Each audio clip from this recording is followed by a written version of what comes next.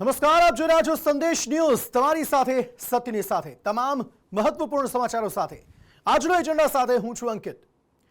કોલકાતામાં junior doctor પર બળાત્કાર અને હત્યાની ઘટનાના દેશભરમાં ઘેરા પ્રત્યાઘાત પડ્યા છે। તબીબ આલમ સખત વિરોધ સાથે હડતાલ પર ઉતર્યું છે। 17 ઓગસ્ટના રોજ ગુજરાતના સરકારી અને ખાનગી ડોક્ટરો 24 કલાકની હડતાલ પર ઉતરવાના છે, પરંતુ આ હડતાલની સીધી અસર દર્દીઓ પર પડી રહી છે। हड़ताल शस्त्र थी डॉक्टरों ने दर्द और दर्दियों ने पीड़ा थी रही है। हर एक लड़की का प्रॉब्लम है, ये सिर्फ इधर का नहीं है, सिर्फ डॉक्टर का नहीं है। દર્દીઓની સેવા કરવા વાળા લોકો જ મરી જશે તો કઈ રીતનું ચાલશે? ડોક્ટર જીવતા રહેશે તો સેવા કરીશું ને અમે। આ જોન ભીડભાડ કેટલી છે, લાઈન ખસતી જ નથી બેન આગળ। અમારી માંગ એવી છે કે જે આ પીડિતા છે અને એના પરિવારને પૂરેપૂરો ન્યાય મળે।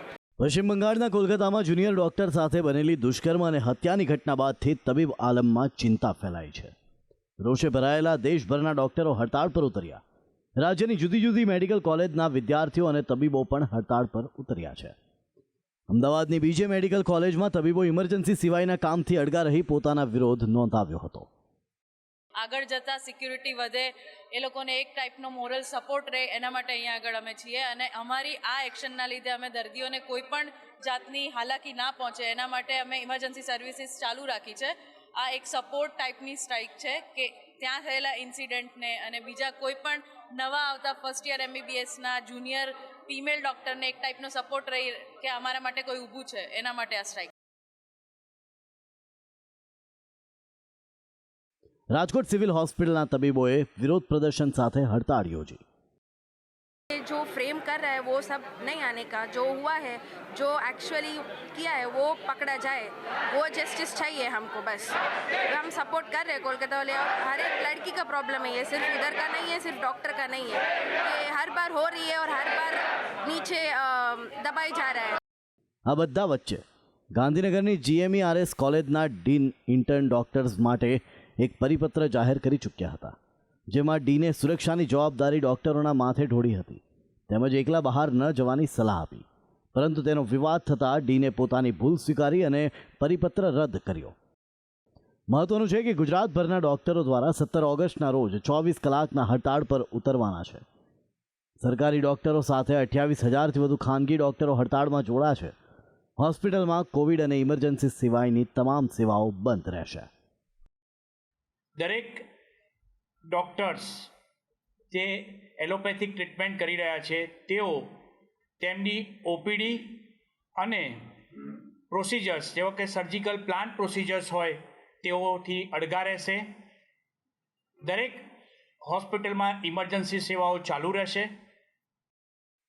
હડતાળ પર ઉતરેલા ડોક્ટરોની માંગ છે કે હોસ્પિટલ્સને સેફ ઝોન જાહેર કરાય, હોસ્પિટલ્સમાં CCTV અને સુરક્ષાની ચુસ્ત વ્યવસ્થા કરાય, કેન્દ્રીય સ્વાસ્થ્ય સુરક્ષા અધિનિયમની ખાતરી અપાય, OPD હોસ્ટેલથી લઈ કેમ્પસમાં સુરક્ષા માટે પગલાં લેવાય, મહિલા તબીબોની સુરક્ષા માટે વિશેષ ધ્યાન અપાય, કોઈ પણ હોસ્પિટલના કર્મચારી પર હુમલામાં તાત્કાલિક FIR થાય। પરંતુ રાજ્યભરના ડોક્ટરો હડતાળ પર ઉતરતા દર્દીઓને ભારે હાલાકી પડી રહી છે। ચોમાસાની સિઝન છે, રોગચાળાના કારણે હોસ્પિટલો ઉભરાઈ રહી છે, તેવામાં ડોક્ટરોની હડતાળથી દર્દીઓ મુશ્કેલીમાં મુકાયા છે। અમદાવાદ સિવિલમાં હડતાળના પગલે OPD બહાર દર્દીઓની ભારે ભીડ જોવા મળી રહી છે। આ જોન ભીડભાડ કેટલી છે, તકલીફ પડે તો હા લાઈન ખસતી જ નથી બેન આગળ। આજે તબીબોની બી હડતાલ છે તો સારવાર માટે થોડી તકલીફ પડી। હા તો સુરત સિવિલમાં તબીબોની હડતાળથી દર્દીઓને જબરદસ્તીથી રજા અપાઈ હતી। કોલકાતામાં બનેલી ઘટનાના પરિણામ હવે આખા રાજ્ય જોઈ રહ્યું છે। સરકારી હોસ્પિટલની અંદર રેસિડેન્ટ તબીબોની હડતાલ અને તમારી સામે છે કે આ વોર્ડ ખાલી દેખાઈ રહ્યા છે। જણાવી દઉં, આ વોર્ડ ખાલી ના તો આ પલંગ પર દરેક જગ્યા પર દર્દી હતા કે એનું ઉદાહરણ તમારી સામે છે કે કોઈના ટેબલ પર દવાની થેલી દેખાઈ રહી છે તો કોઈના ટેબલ ઉપર પાણીની બોટલો દેખાઈ રહી છે। અહીંયા પણ તમને દેખાશે કે કોઈનું ઇન્સ્યુલિન છે કે કોઈની દવા છે, કોઈનું રૂ છે, એટલે કે આ બેડ ઉપર લોકોની हाजिरी उपस्थिति थी। तुम्हारे आजू बाजू में कितने लोग थे? वो सब जानते हैं, सब भरे हुए थे और अभी ये लोगों ने सुबह में बोला तो सब अभी अभी होते होते सब निकल गए। सब दूर दूर वाले थे, बोले कि अब तुम आज छुट्टी ले लो, अभी कितने दिन छुट्टी चलेगी मैं क्या मालूम। हड़ताल, अगर हड़ताल पूरी होगी तो हम तुमको कॉल करके वापस बुलाएंगे। ડોક્ટર પર હુમલાને લઈ સ્વાસ્થ્ય મંત્રાલય દ્વારા સંસ્થાનોને એફઆઈઆર નોંધાવવા નિર્દેશ આપ્યો છે. ઘટનાના 6 કલાકની અંદર એફઆઈઆર નોંધાવવા સંસ્થાને નિર્દેશ કરાયા છે. શારીરિક કે બોલાચાલી તેમજ હિંસાનો રિપોર્ટ સંસ્થા નોંધાવશે. હાલ તો ડોક્ટરો પોતાની સુરક્ષાની માંગ સાથે અડગ જોવા મળી રહ્યા છે, પરંતુ તેમના હડતાળથી કેટલાક દર્દીઓને હાલાકી પડી રહી છે. ત્યારે તબીબી આલમ દ્વારા દર્દીઓને હાલાકી ન પડે તેવું આયોજન કરવા અપીલ કરાઈ રહી છે. બ્યુરો રિપોર્ટ, સંદેશ ન્યૂઝ.